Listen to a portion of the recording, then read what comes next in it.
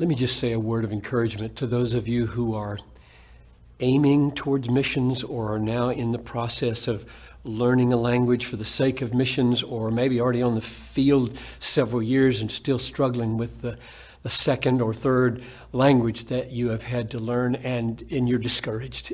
The language seems to have hit a wall and you don't seem to be making progress.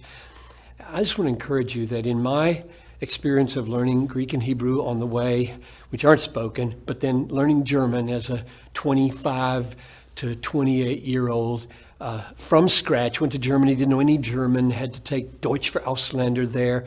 And what I found was that one of the keys to learning a language is the willingness to be a fool.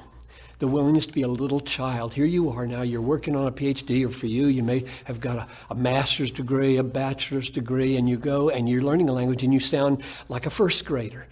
And you want desperately not to sound stupid, not to try to say things that make you sound silly. That's just got to go. That's a gift of the Holy Spirit to be humble enough. I think the key to pressing through over and over again is to get egg on your face continually and get through and keep trying. So it became for me anyway, a very spiritual issue. Do I have the humility to deny myself, or will I constantly avoid situations where I might have to use the language in such a way that I would sound silly? So pray for the grace to be experimenting all the time and to use it. And let me just say one other thing. Language has these various barriers.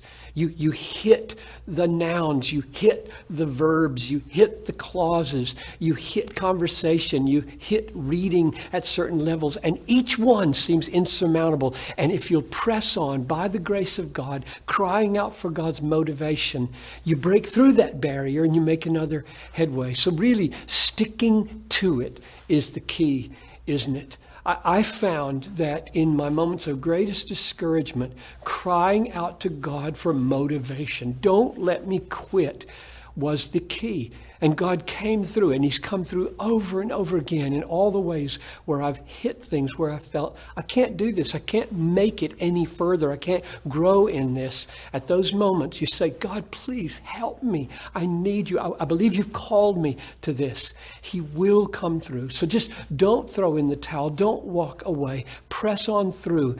If you stay at something long enough, you're going to get good at it, good enough to do God's will in your life. He has promised He's not going to leave you without the grace to do what He's called you to do.